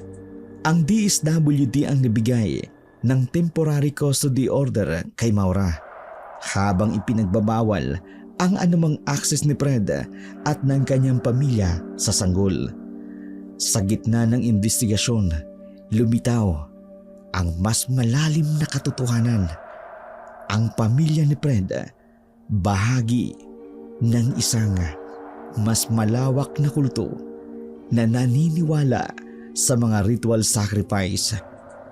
Ang mga bata, lalo na ang mga dalisay na dugo, ginagamit para sa kanilang seremonya, pagpapanumbalik ng kanilang kapangyarihan. Sa bahay na bato, kasama ang mga kinatawan ng DSWD at ng NBI. Maura, bakit mo ginawa ito? Pamilya tayo. Pamilya? Pamilya ba ang ginamit ang sariling anak? Maura, mahal kita. May tradisyon lang kami pero Tradisyon? Ang pagsakripisyo ng bata? Ang pagsingot ng dugo niya? Mr. De La Cruz, may court order po kami. Ang custody ay ibinibigay kay Ginang Maura. Hindi nyo naiintindihan. Apo namin yan. Dugo namin yan. Dugo? Dugo lang ba talaga ang habol ninyo? Maura, please. Bigyan mo ko ng pagkakataon. Magbabago ako. Magbabago? Katulad ng mga pangako mo noon. Namamahalin mo ko. Nabubuo tayo ng normal na pamilya. Hindi mo ba talaga nararamdaman? Hindi mo ba nakikita kung gaano kita kamahal? Ang pagmamahal, Fred, hindi nililin lang. Hindi gumagamit ng ibang tao. Anak, pakinggan mo muna ako. Nagkamali kami. Pero mahal namin ang apo namin. Mahal! Mahal! Nakita ko kung paano ninyo mahalin ang apo ninyo. Yung mga ritual, yung mga dasal ng kadiliman. Maura, hindi ko kaya mawala kayo sa akin. Dapat inisip mo yan, Fred. Bago mo ko ginamit. Bago mo sinabi na kailangan ng dugo ng anak ko.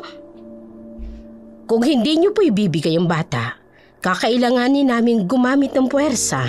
Sandali lang! Anak! Sandali lang! Ayaw niyo akong yakapin ang anak ko. Kahit isang sandali lang. Hindi ka na makakalapit sa anak ko. Hindi ka na makakalapit sa kanya. Kinuha na ng DSWD ang bata. Maura, Maura, mahal kita. Patawarin mo ako. Ang pagmamahal mo, kasing dilim ng lahi mo. Paalam, Fred.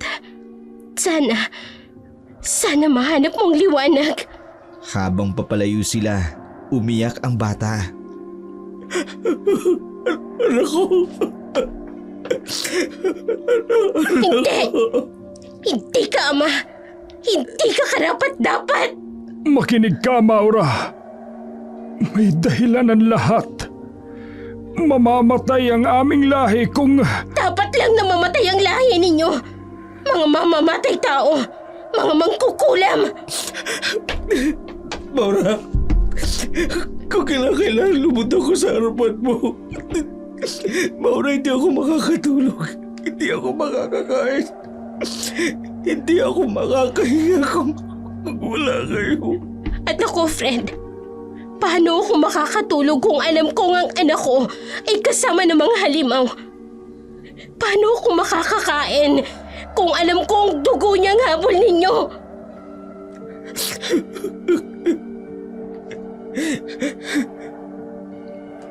Sige na po, oras na, ginang. Hindi. Maura, sandali lang. Maura, please. Magbabago ako. Ipinapangako ko, magbabago ako. Ang tunay na pagbabago, nagsisimula sa puso. Pero ang puso mo, matagal nang kinain ng kadiliman. Habang papalayo sila,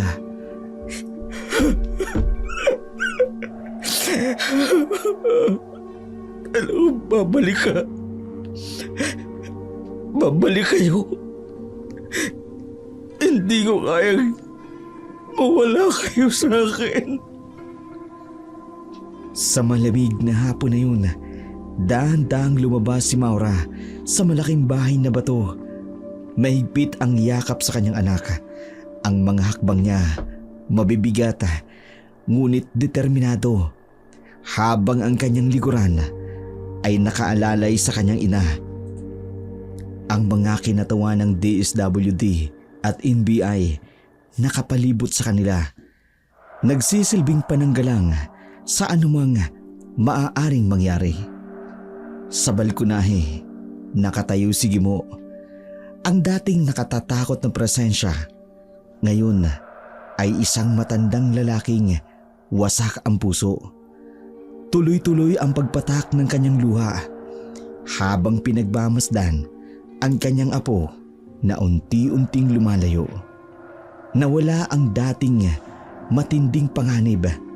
Sa halip, isang bagsak na katawan na halos hindi makayanan ang bigat ng kalooban. Apo ko! Paulit-ulit niyang bulong habang nakahawak sa poste ng bahay na hindi pa bumabagsak. Ang kanyang mga kamay na dating simbolo ng kapangyarihan ng takot, ngayon ay nanginginig at nagmamakaawa. Sandali lang! Ang kanyang pakiusap, pero wala nang lumilingon.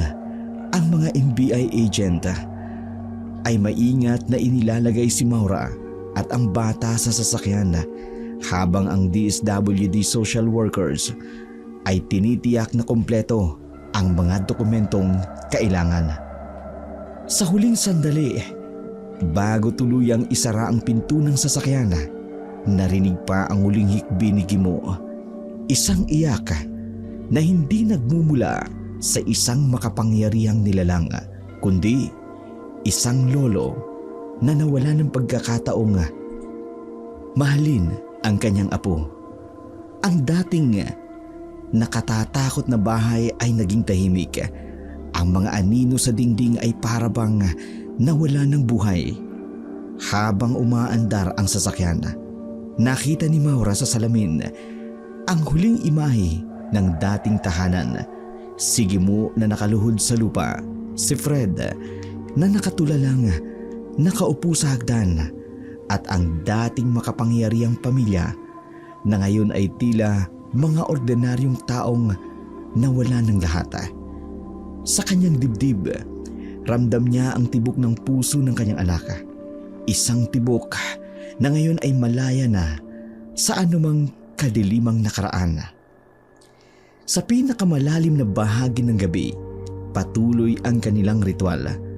Ang mga dingding ng lumang bahay ay kumikislap sa liwanag ng itim na kandila, habang ang mga anino ay sumasayaw sa tugtugin ng kanilang mga dasal. Hinahaplos ang mangkok na may dugo. 3 patak ng dugo ng bata, 7 patak ng langis ng unang aswang, at 1 hibla ng buhok ng ina. Sa ating kasaysayan, walang batang nakaligtas sa sumpa. Lahat ng may dugong katulad niya, bumalik sa atin. Ang kanyang mga mata magiging pula tulad ng buwan. Ang kanyang mga kuko titingkad at tatapang. Sa unang buwan, magsisimulang magbago ang kanyang ugali. Magiging mailap at maghahanap ng dilim. Sa ikalawang buwan, magsisimula ang kanyang pagkagutom. Hindi siya mabubusog sa normal na pagkain. At sa ikatlong buwan, doon magsisimula ang tunay na pagbabago.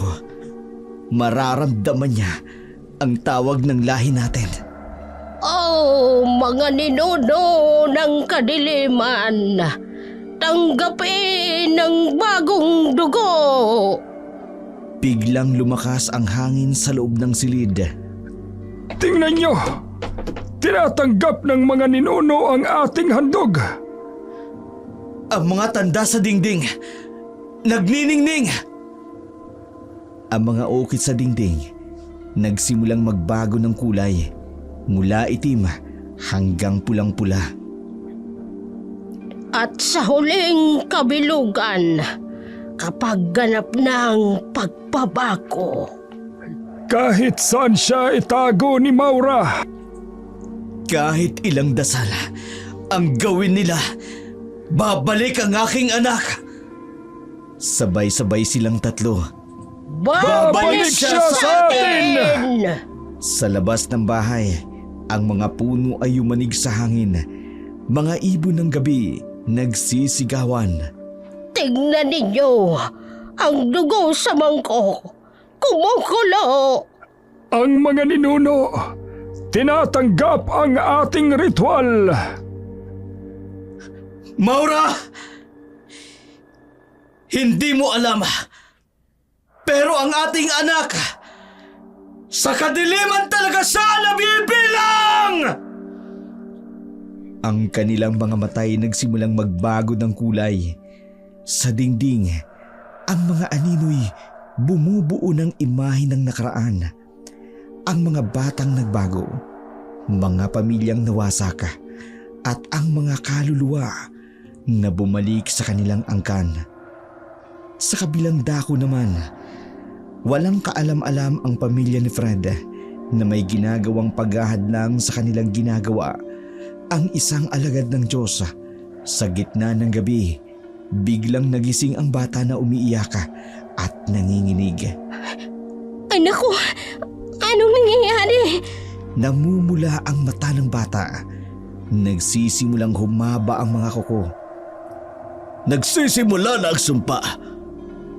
Lumalabas na! Nagsimulang manginig ang bata. May umungol na hindi pang tao. Panginoong Diyos! Ikaw po ang aming tanggulan. Ikaw ang aming kalasag. Huwag mong hayaang ang kininang kadiliman ng batang ito. Lumipad ang mga bagay sa paligid.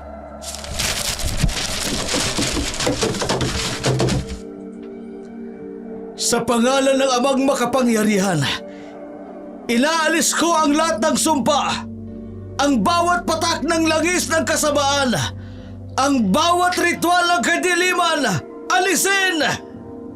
Napasigaw ang bata ng hindi pang tao. Dugo na Jesus! Takpan mo ang batang ito! Bawat ugat, bawat hibla ng kanyang pagkatao! Anak ko, lumaban ka. Banal na Espiritu Santo, daluyan ng buhay. Punuin mo ang bawat bahagi ng kanyang katawan na pinasok ng dilim. Palayasin ang kasamaan! Nagsimulang lumabas ang itim na usok.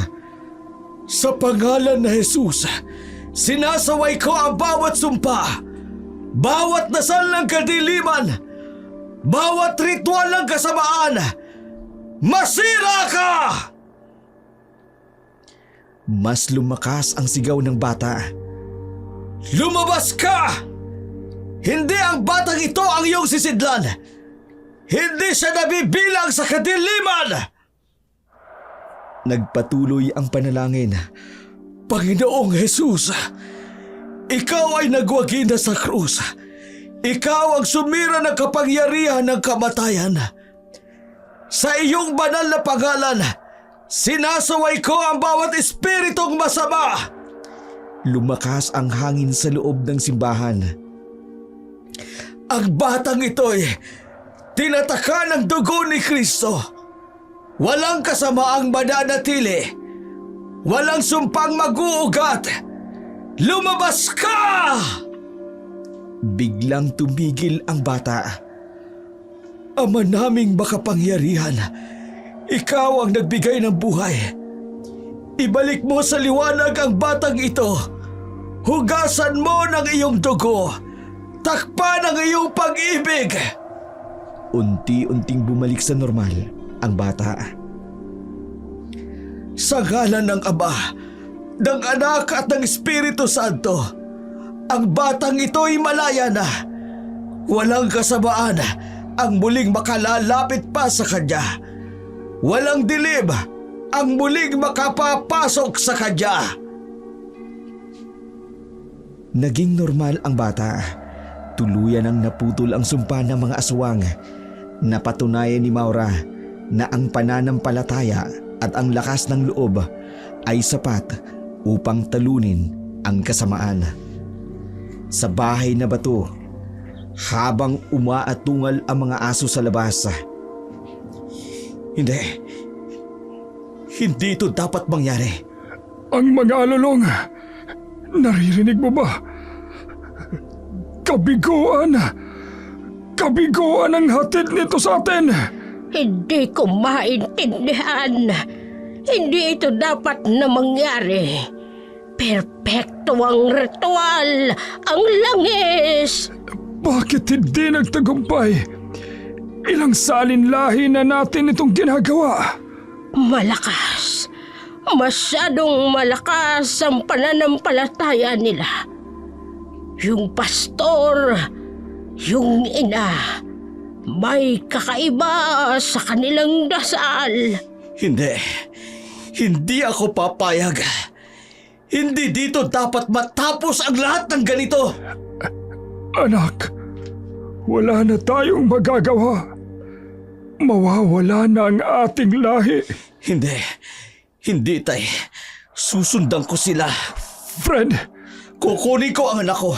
Hindi ako papayag na mawala siya sa atin. Huwag kang mangmang. Masyad silang malakas ngayon. Wala akong pakialam. Anak ko siya. Dugo ko siya. anak, makinig ka. Delikado. Hindi ako papayag na dito matapos ang ating lahi, Ama. Hindi ako papayag. Ang huling alulong ng aso ang magpapaalam sa ating angkan. Biglang kumidlat sa labas. Fred, may ibang paraan pa.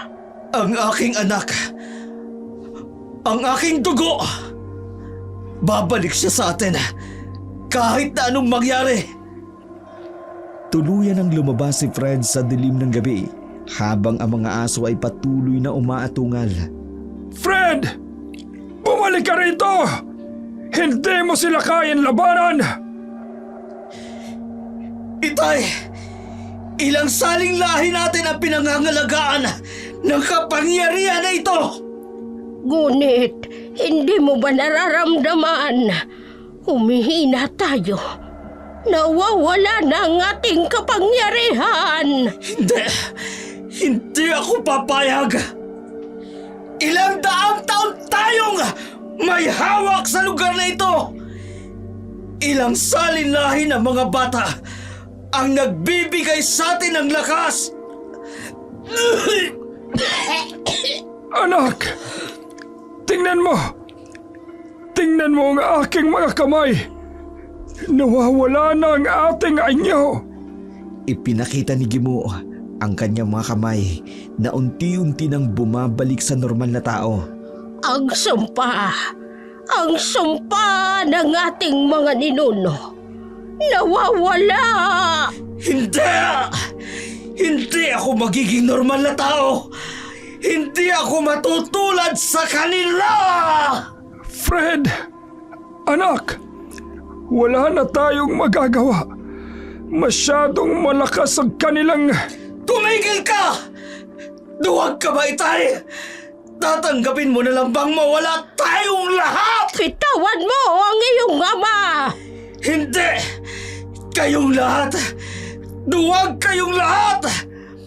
Ako mismo ang kukuha sa anak ko! Anak! Kahit kunin mo siya, hindi na magtatagumpay ang ating ritual. Nawala na ang kapangyarihan. May ibang paraan. May mas matandang ritual. Mas makapangyarihan. Hindi mo gagawin. Hindi mo kakayanin ang sakripisyong yun. Gagawin ko ang lahat. Lahat! Kahit ang aking buhay! Kahit ang aking kaluluwa! Fred! Itigil mo to! Kapag ginawa mo yan, wala nang pagbabalik! Kung mawawala man ako, sisiguraduhin kong hindi dito matatapos ang lahat! Biglang kumidlata at sa liwanag nito, nakita nila ang tunay na anyo ni Fred. Isang anyong hindi pa nila nakikita kailanman. Subalit sa paglubog ng buwan, muling nanunumbalik ang normal na anyo ni Fred. Indikasyon na hindi pa rin siya nagtagumpay sa kanyang ginawa. Kaya wala na itong nagawa kundi sundan na lamang ang kanyang mag-ina sa kapatagan. Alam niyang hindi pa ito nakababalik sa Maynila. Sa gitna ng malakas na ulan. Maura! Maura, sandali lang! Maura! Makinig ka muna! Wala ka nang masasabi para pigilan ako.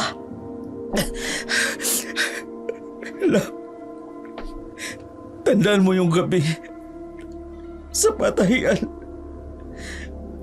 Nung sinabi mo nga, takot kang maiwan mag-isa. Huwag mong gamitin yan. Maura, nangangako ako sa'yo. Hindi na kita iiwan. Poprotektahan kita. At sinira mo ng lahat ng pangakong yun, Fred. Ginamit mo ang mga pangakong yan para linlangin ako. Maura! Hindi. Totoo ang mga pangako na yun. Totoo ang naramdaman ko. Totoo? Totoo! Tingnan mo ang anak natin. Tingnan mo ang mga marka sa katawan niya dahil sa mga ritual ninyo.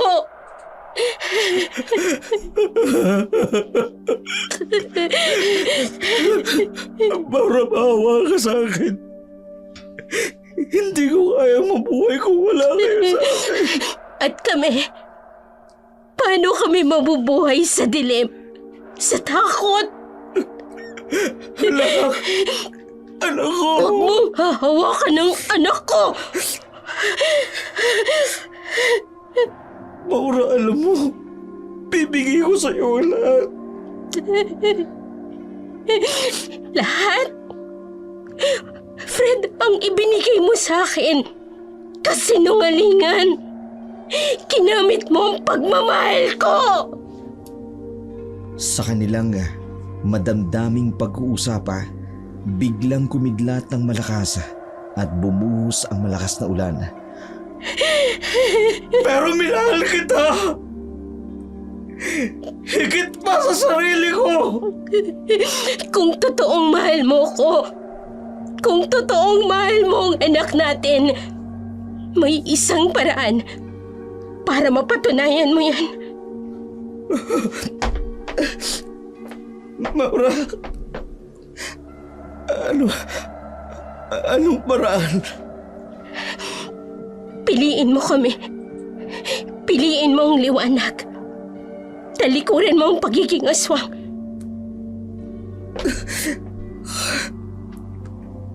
Maura, hindi ganun kadali yun. Yan na ba ang sagot mo? Hindi ganun kadali. Mas madali para sa'yo na saktan kami na gawing halimawang anak natin. Maura, hindi ganun. Intindihin mo sana kalagayan ko. Kailangan mo maintindihan. Wala nang dapat maintindihan. Hanggat hindi mo kayang piliin ang tama. Hanggang hindi mo kayang talikuran ng kadiliman. Wala ka ng lugar sa buhay namin. Tumalikod si Maura. Yakap ang kanyang anak. Maura! Maura! Maura, mahal na mahal kita! Mahal na mahal ko kayo ng anak natin! Kung totoo yan, Fred! Patunayan mo! Hanapin mo kami, Fred!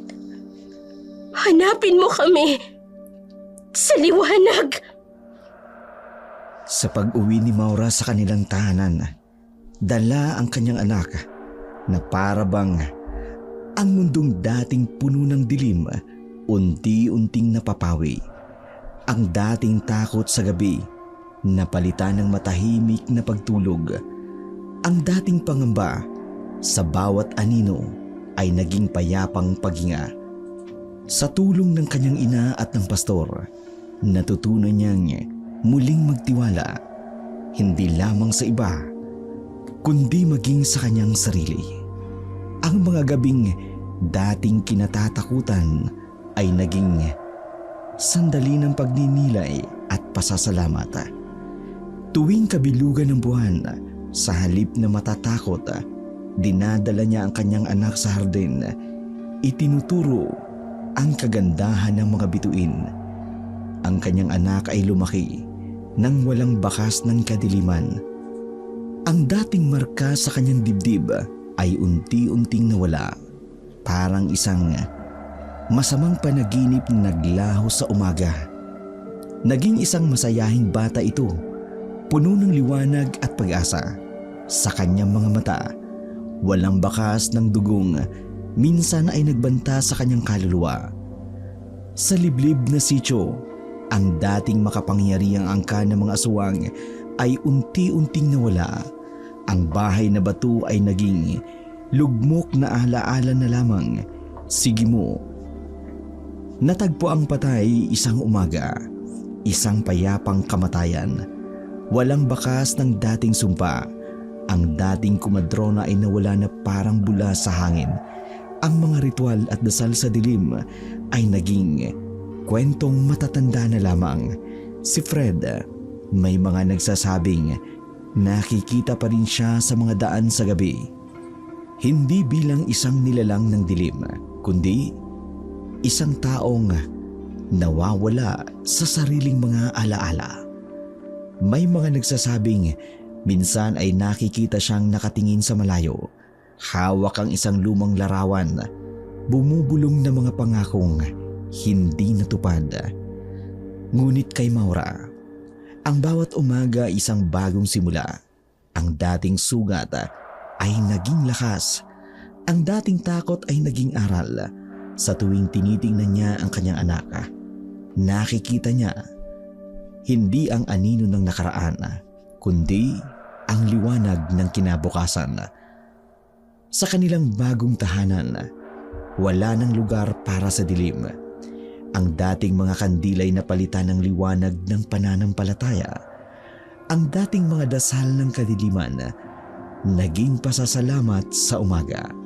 At sa bawat gabi, bago matulog, kinikwentuhan niya ang kanyang anak. Hindi na mga kwentong katatakutan, kundi mga kwento ng pag-asa, ng pagbabago, at ng walang hanggang pagmamahal ng Diyos. At minsan sa tahimik na gabi, kapag nakatingin siya sa buwan, bumubulong siya ng isang dasal, hindi para sa kanyang sarili, kundi para kay Fred. Umaasa na balang araw, matatagpuan din niya ang liwanag na matagal niya nang tinagyan sapagkat sa huli, ang tunay na pagmamahal hindi lamang tungkol sa pagpapanatili kundi sa pagpapalaya sa kadiliman at pagbibigay daan sa liwanag na matagal nang hinihintay na pumasok. Sa ngalan po ng buong pwersa ng Oragon Creator Production, sa ngalan po ng aming mga drama talent, sa ngalan po ng aming mga scriptwriters, editor, kami po ay buong pusong nagpapasalamat sa inyong walang sawang pagsubaybay sa mga video na aming i-upload. Kung bago pa lamang kayo sa aming channel, huwag kaliligtaang mag-like, mag-share, mag-comment sa aming mga video. Pakiclick na din po ng notification bell para updated po kayo sa mga bagong video na aming i-upload. Abangan niyo po ang aming live na pagdrama kapag na-reach out na po namin ang 100,000 subscriber. Kaya hiniling po namin, tulungan niyo po kami na maabot namin ang aming minimiti upang kayo po ay aming mapaunlakan na makita ng live ang inyong lingkod, si Dark Shadow.